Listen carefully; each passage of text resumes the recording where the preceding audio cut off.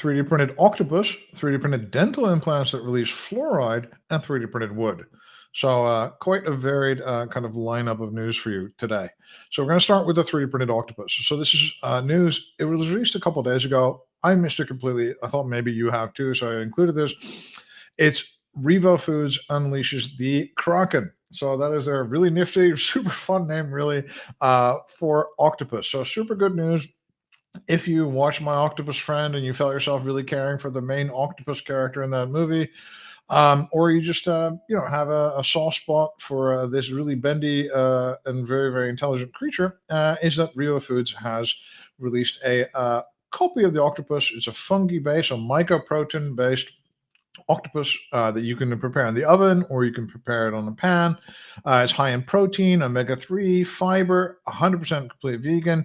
And what I thought was super interesting is you could buy it directly from Revo Foods. So for a while, you could buy this thing for 3 times 35 grams for like $6, and directly from their website. So that's, I think, interesting, because we have always assumed that these companies are going to either retail through restaurants, go to the nearest Michelin star chef, and with her kind of cook up some cool dish.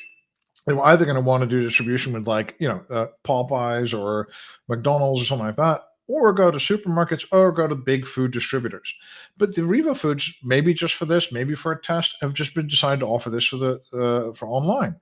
And that could be possible. This stuff is just mushrooms. You could ship this in an airtight container. So maybe that could let these guys make a lot of extra margin and let them do a lot of extra profit, perhaps, and maybe find a new channel. Now, also, a lot of people think octopus is icky. So some people also have problems with 3D printed food or lab grown food and things like that. Well, maybe by making the icky things, that's that would get a lot less for certain people. So, and maybe it's a question of the product. Everyone's going for salmon. Obviously, people want to go for tuna. People are trying on the meat front, trying to do steak. But maybe octopus is the breakthrough thing.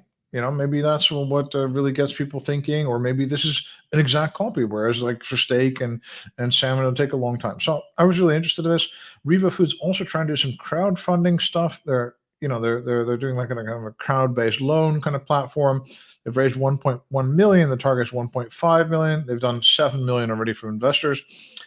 And this is, of course, that's not a lot of money when developing these kind of 3D printed food products. So let's see what they keep doing and if they're going to be successful with this. And this is what it looks like. It looks kind of, octopus-ish, I guess. I don't know what it looks like cooked, if that's what it looks like cooked or something, but it'd be interesting to try it. I didn't get a chance to buy it when it was available, but if you did try this stuff, please let us know. I tried to look on social media, trying to figure out how much or how many people enjoyed the Kraken, or if they liked it or not, and I couldn't find anyone. So if you have any feedback on if this stuff is yummy or not, we'd love to hear.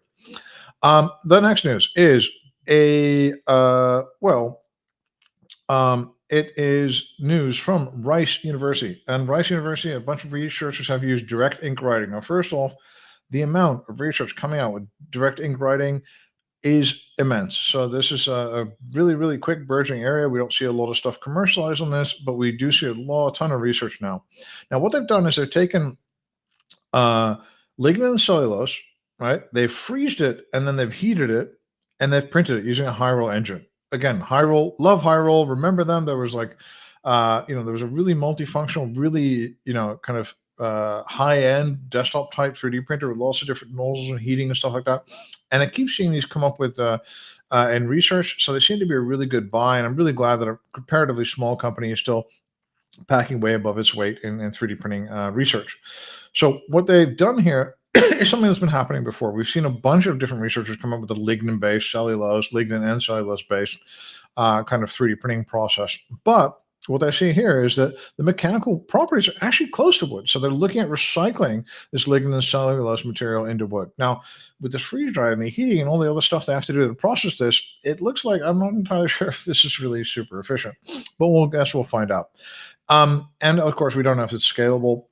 But I wanted to bring this to you because this Rice University paper, it could be very, very exciting if they manage to scale it, if they manage to use it from waste products, or if they manage to do this in a way that they make geometries that we can't get from like leftover products. And I think that's why I think this is very, very relevant right now.